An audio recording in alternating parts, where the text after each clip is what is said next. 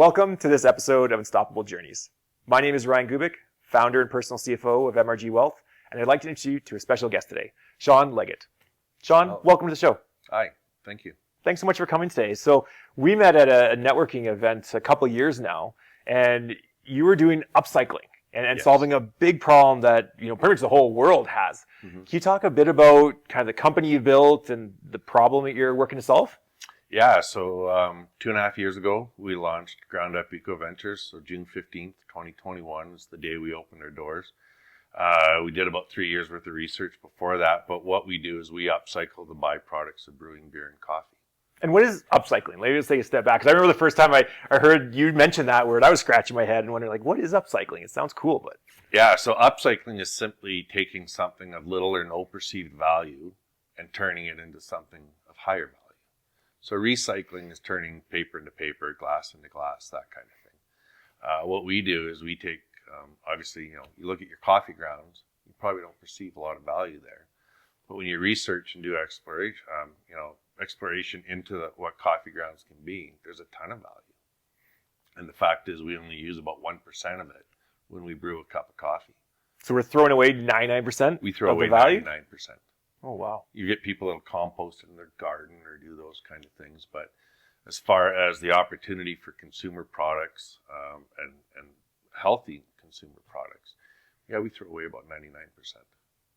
So that seems like a pretty big problem right there. Can you expand a bit more on kind of the problem that you're working to solve? It sounds like waste is a big component of it. Huge. And there's even that word, that waste word is something that has to change. That narrative has to change because we don't upcycle waste. We upcycle byproducts. It's waste if you throw it in a garbage can. It's waste if you waste its potential. But we use byproducts. It's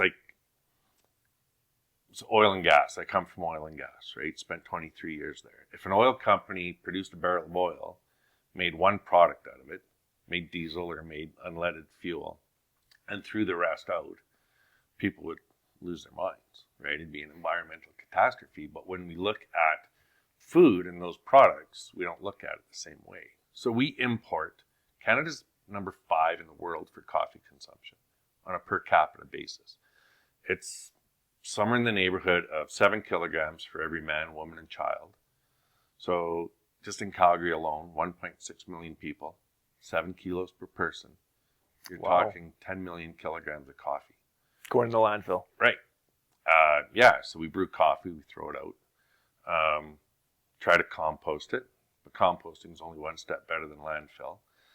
When that coffee goes to landfill, every 1,000 kilos of coffee makes 340 cubic meters of methane gas, which is 25 times worse than CO2. Right? So it's a compounding effect of the issue. Right. So when you figure as a country, we're looking at about 300 million kilograms, 300,000 metric tons of coffee that we use 1% of and then chuck it.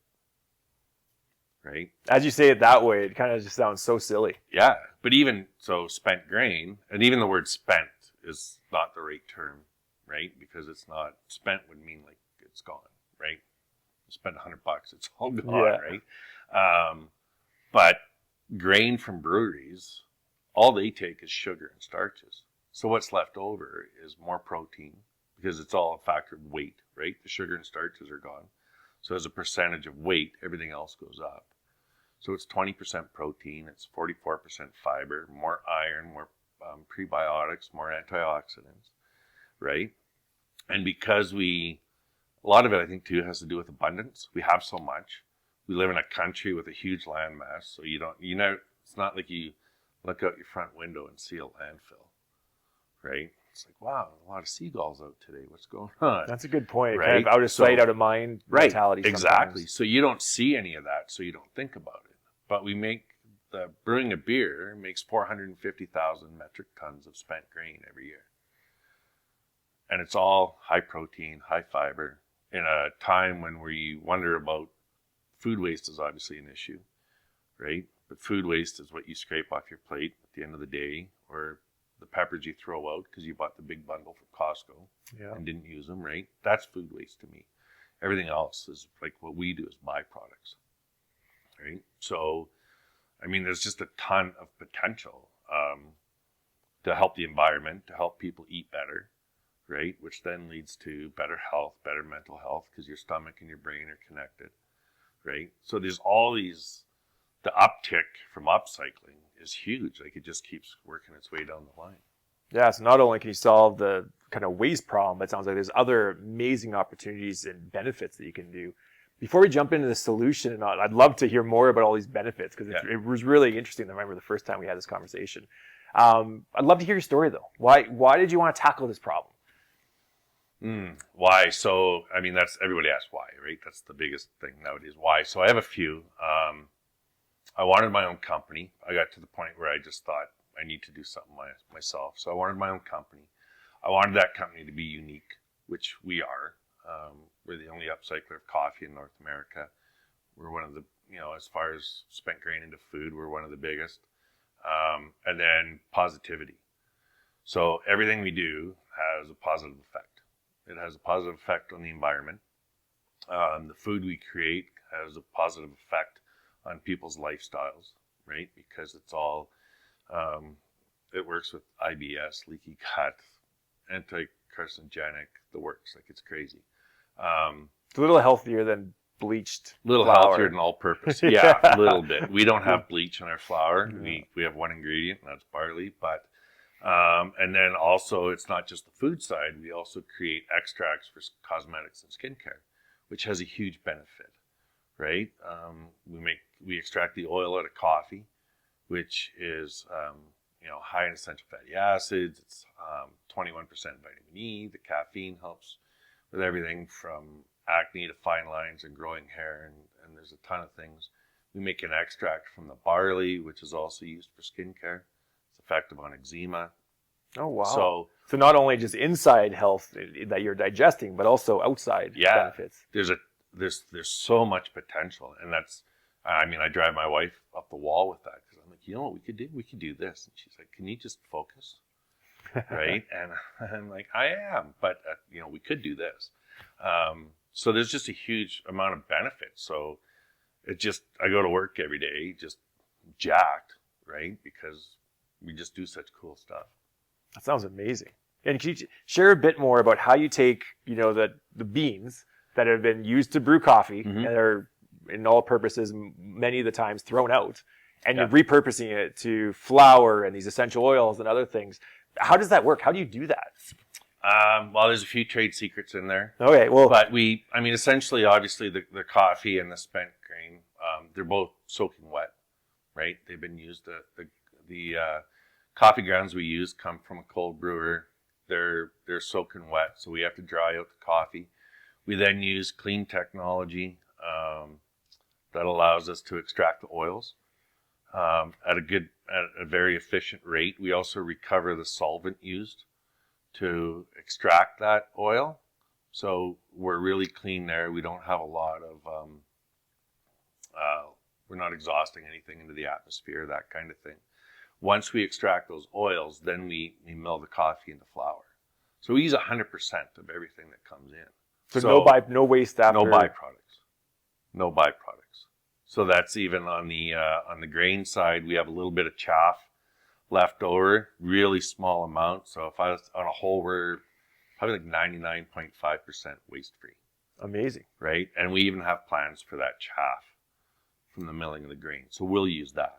And then, even when we extract the extract, the spent grain wax, it's called, from the barley, we then use that powder as the thickener to make skin creams, lotions, shampoos, conditioners. So everything we do is driven at no waste. We just have the typical business stuff: cardboard, paper.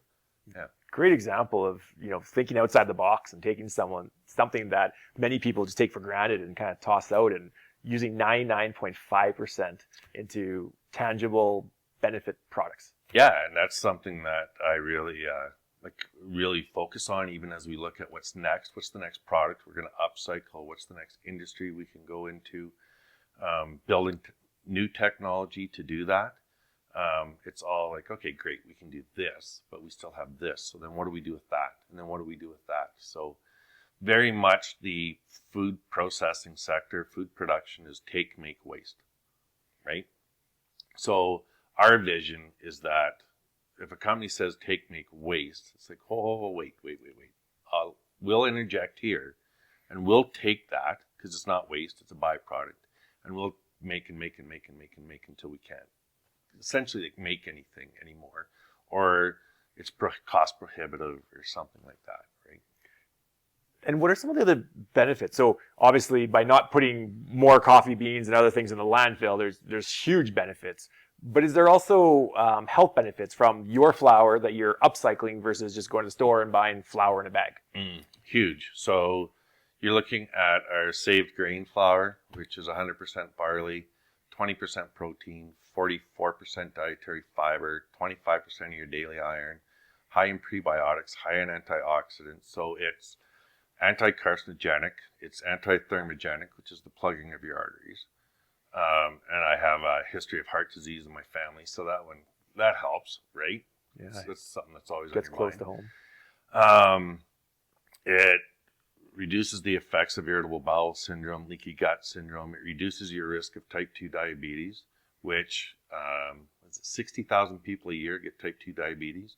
It costs the Canadian healthcare system $14 billion a year, right? Reduces your risk of colon cancer, right? Which is I always say it's the second most popular cancer. Not that cancer is popular, but like it's number 2. Yeah. So if you can eat foods that help reduce all those things, right? Coffee's the same way. Coffee's 15% protein. Same amount of fiber. Coffee has more potassium per gram than a banana. Fights free radicals, antioxidants, does all this stuff. Wow. And we throw it out. I wonder how many people out there know that this exists and the benefits exist. Because I think quite often people, or at least I'll talk to myself back, before we met, I always thought recycling is a good thing to do. And, save the environment, of course, is a great thing to do. And if there's opportunities to take a byproduct and reuse it or upcycle it, awesome. But the focus was more on so you have less waste. Blew my mind when you told me about all these other benefits where not only are you helping the environment and reducing waste, but you're actually helping yourself as well be healthier. 100%. Sounds like a win-win. Oh, it is, and that's the surprising thing. And people, people say, "Oh, well, we compost," right? We were just talking about this beforehand. Oh, we compost. Compost is one step above landfill, right? And it's not a cure. It's not a fix. It's just managing it. And then like I said, in the last 6 years, so Calgary spent $145 million to build their compost facility. It costs about, I think the operating costs are just over $25 million. So 6 years, that's another $150 million, right? So we're at $300 million. Last year, they asked for $50 million to increase the compost facility. So gets costly. So you're $350 million in 6 years. What would happen if you change your mentality? What would happen if you gave me $1 million out of that? I could create such a wicked platform and do so much with it and reduce the amount we're putting into landfill so we didn't have to spend all that. Like, what if you're preactive instead of, proactive instead of reactive, right? There's a ton of potential. Absolutely amazing. Can you share, I know you have many stories, and I believe you're in some of the major food chain grocery stores right now as well, right, with these products? We are. We're Calgary Co-op, Safeway, Sobeys. We just launched across British Columbia, Alberta, and Saskatchewan with Save On Foods. We have some wholesale bakeries that we're working with. There's wholesale bakeries, bigger ones, and more that we want to work with. Our vision is that we'll be opening up another facility, either in Canada, probably Eastern Canada, or into the U.S. market. Taking what we do in Okotoks and just replicating that in multiple centers. Source local, produce local, back into the local economy. Everything stays, right? Nothing's going overseas or somewhere else, right? Keeping the quality kind of home. Yeah, and it, eventually too, the biggest thing is driving down those costs, which is huge for us. It's huge for any entrepreneurs to drive down your costs. But making those products more accessible to consumers, right? You look at a lot of health food, people say, oh, it's too expensive to eat healthy, right? And it is. But the flip side of it is all the other health costs that you get either right away or later in life by not taking care of your health. Yeah, either eat healthier or spend it on an MRI, one or the other kind of thing, right? So that's a big goal for us, and we're not focused on, I'm not looking to make the healthiest product going, right? I'm not looking to be the eat my brownie, live till you're 100, right? Eat my pancakes, you'll live to be 200. The whole thing is just about making your guilty pleasures less guilty, right? Just, you can eat it with a clear conscience, because I'll refer to it as climate conscious food, right? It all has protein and fiber in it. So it's just something that you can eat, and, I'm getting benefits here. I'm getting benefits to the environment, supporting local, money back into the local economy, right? All the breweries we work with, right? So some of the advantages of upcycling is that we reduce their operating costs, because now we don't charge the brewery anything, right? They don't charge us, which helps us with our costs. They don't have to manage it, right? So if it reduces their operating costs, then they're more successful. That's another benefit. That's amazing. So you're kind of synergistic with other companies and other industries to help them in their business as well as you're helping yourself and others. So you reduce their operating costs. That makes them more profitable. So now they can expand. They can hire more people. They can focus on the things that are critical to their business and not critical about they don't have to focus really on so much on their waste management or anything. Like our coffee guys used to have to haul their coffee grounds to landfill. Here's my stuff, right? Work out the schedule, everything fits, and now they don't have to worry about it anymore. So now they focus on their business and how they get more productive, right? So many win-win-wins kind of in upcycling. Yeah, it's that trickle-down effect, right? Do you have any other stories you want to share of people or companies kind of using the products? So we're seeing more like bakeries use it, focused on sustainability. When we started, the whole business was created on my kitchen island. That's the conception. Is you and your wife and so I was working in oil gas at the time. I worked in Bow Valley Square. There was a coffee shop on the Plus 15. Started coming up with this idea. I would take 2 5-gallon pails with me to work every morning, and go to work early so I didn't, no one sees me. Drop the pails off at the coffee shop, Analog Coffee in Bow Valley Square. The kids that worked there, the staff there was awesome. And then I'd walk home every night with these 2 5-gallon pails. I'd walk through the Plus 15 to the parkade, and I'd be like, oh, I'm so busted. I'm going to get busted. Someone I know is going to catch me hauling this coffee. And day after day. Day after day, yeah. And then I get home and turn the oven on, start loading up cookie sheets, drying out coffee grounds. And I would do that till, 11 o'clock at night, midnight. It would take me to dry out these 2 5-gallon pails of coffee. And got to the point my wife and my daughter just hated coffee. Because I imagine your whole house smelled like coffee at this point. Oh, it's huge. And then we stored it all. We did our proof of concept test on the oil extraction at another different facility with the technology. Excuse me. And then we started. Our original goal was the coffee, because we started looking at coffee and what the potential was. And there's people that turn coffee, they use it into biopolymers, and they make cups and saucers and skateboard decks and clothing, shirts, socks, hats, all kinds of stuff. All from coffee beans. All from coffee grounds. Wow. Right? It's crazy. Yeah. A lot of it's done overseas. So that's originally what I started looking at. And then we discovered the coffee oil, and my wife is a skincare enthusiast, is obsessed skincare enthusiast. But so we saw the oil, and we saw the potential, obviously, in cosmetics and skincare. Thought that was really cool. And then you have the grounds afterwards, which you can mill into flour. And then we started looking at spent grain because it just seemed to fit, right? It was just, well, if we're going to do this, I'm a huge believer in diversity. What do you mean by that? Multiple product lines. I didn't want to be like a one-trick pony. I wanted to, my professor in business school said the key to success is diversification and globalization. So I thought, okay, I can either just do this or I could expand. And I didn't just want to make a food product. So we're in the food space and we're in this cosmetic skincare. So we're going down these two roads at the same time, which compounds a little bit of the issues as an entrepreneur because you're trying to focus on both. Slightly different industries. Slightly different. Different mindsets, different desires, different costs, everything. But I didn't want to be just that one trick pony kind of thing. So we started looking at spent grain.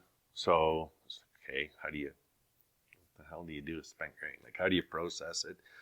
So then started working with the local brewery in Calgary, Cabin Brewing. Those guys were awesome. Started bringing spent grain home. And the spent grain was worse than the coffee. I pulled all-nighters. I'd sleep on the couch. Oh, I'd wow. get up every 2 hours. And because you'd have to like flip the grain so you didn't burn it. It's all done at really low temperatures. So started playing with that. And then started figuring, okay, well, like this isn't going to work. Like started looking at like, commercial dehydrating equipment, what's normally used. Didn't like any of it. Started thinking outside the box, started looking at other things, and just started trying stuff. So it was literally, everything was done in our kitchen. Some of the other stuff we did, like the processes for drying it and stuff, were literally done on the island. And then beside the coffee beans? Beside the coffee at the same beans. time? Yeah, and then, our brownie our born again brownies are adopted from my mother-in-law's brownie recipe.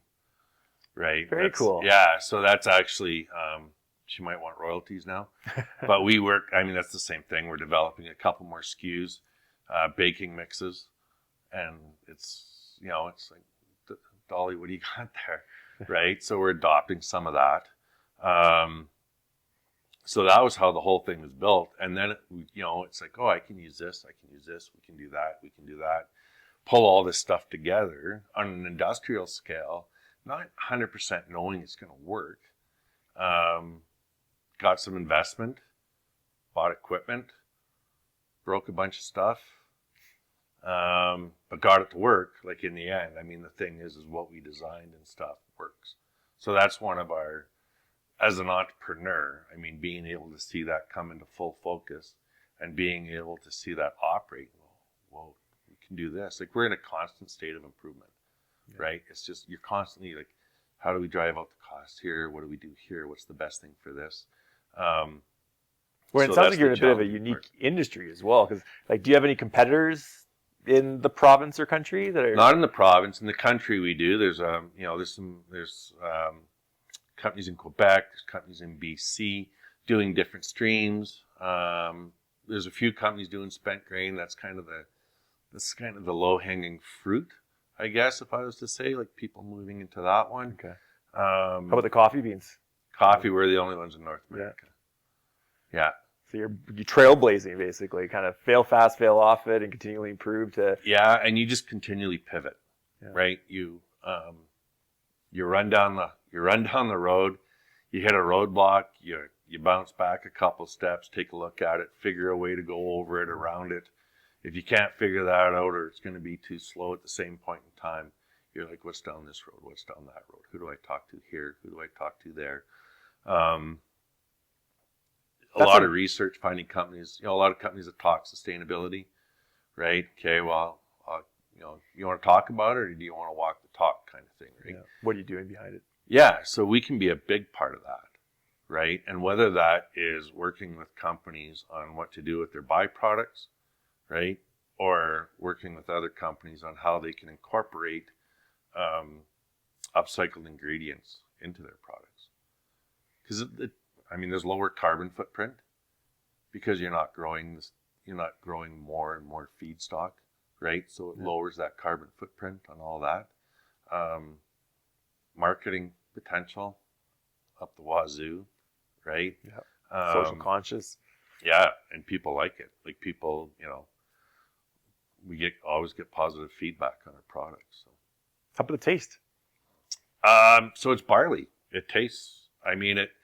The really unique thing with spent grain is that it's all infused with different flavor profiles, right? It's not. They don't just use the barley that's grown out in the field. It goes to a malter, then it's roasted, then it's infused with chocolate and caramel and all these different flavors, right? So it can add like a really nice complexity.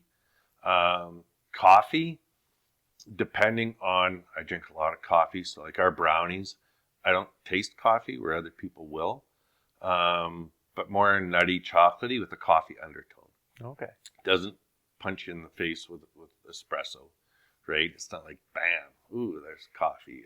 It's subtle. It's kind of more on the back of your palate. A flavor profile. Yeah. Very exciting. Yeah. So for people that are watching that are interested in upcycling and interested in kind of getting involved in this, how can they learn more? How can they visit our website at www.groundupev.com, and even just get inquisitive. Google upcycling, and there's a ton of things that come up. People often ask me, like, how'd you get started in this? I'm like, Google, right? Yeah. A lot of research papers off of there, and just looking at other companies and understanding what that potential is. And there's a ton of potential. There's like avocados. You can upcycle an avocado 100%. Take the flesh out, and there's amazing things being done. So nature's Kinder Surprise, right? An avocado gives you the same prize every time, right? So that seed, you can take that seed and you can extract oil out of that seed, which is great for your skincare and hair care. 57% of the antioxidants in an avocado exist in the seed, right? So you can extract the oil out of that seed. And then there's companies that are working on proving up. So you then take that seed, you can pound that into nano-sized particles, and you can use that as a replacement of microplastics in cosmetics. Really? So instead of, that's a huge issue, like sea life, they're finding lots of microplastics in tuna, dolphins, whales, all that stuff, right? It's affecting the food chain for sure. Yeah, because it's all being washed, right? You do your nightly skincare routine, it's all being washed down the drain. Ends up in lakes, rivers, that's where it all goes. So instead of microplastics, it's avocado seeds. Yeah, natural. Right? Yeah. Eat your potato peelings, russet potatoes. So you look at something like a potato chip maker. They peel the potato, make the potato chips. Yep. That peel has the same amount of protein and more antioxidants in the flesh. More times than not, we don't eat the healthiest part of the food. Yeah, it's the byproduct or going into the trash, unfortunately. Right. Those are usually higher in fiber and everything else. So just thinking differently and kind of repurposing kind of what we think is waste into actually upcycling or byproducts and other uses. Yeah. Take a minute. And, it's just looking at things different, seeing the potential and what is there, because the economic potential is through the roof. So can people buy, that you mentioned you're in a variety of retailers across, BC, Alberta, and Saskatchewan. Yep. Can they also buy it directly from your website? They can, yeah. Go on our website, and if you've watched this podcast, you can use discount code MRG15. That'll get you 15% off. Thanks for sharing that with everyone. Oh, my pleasure. And I think you're going through a website redesign right now. You were mentioning before, right? We are. So we're going to a different platform. That platform is going to make that whole user experience easier. Checkout, shipping, the works. Oh, perfect. So, like you mentioned, continuous improvement. So every aspect of your business, you're continually improving. Yeah. We're going to have a couple new baking mixes coming out in Q1. Shampoos, conditioners, moisturizers. Very cool. Yeah. thanks so much for sharing your story and solution with us today. Thank you so much for having me. I love talking about it. So I'm never going to pass this opportunity up. Well, I think it's a really important conversation to have. So many people out there probably don't know about what you do and the upcycling potential and all the health benefits and everything we've shared with us today. So more people that can know that this is possible. That's fantastic. Appreciate it. Anything else you want to share with the audience before we kind of sign off in this episode? Just encourage you to waste not, want more. I like that. Yeah. Waste not, want more. Yeah. Good on your t-shirt, eh? Yeah, I've left corporate life behind. I don't wear shirt collars anymore. Oh, your shirt is perfect. Yeah, it's all good. Well, thank you so much for sharing your story, Shawn. Really appreciate it. This wraps up this episode of Unstoppable Journeys, discussing solutions to problems to help make your journey unstoppable. Thank you for joining, and have a great day.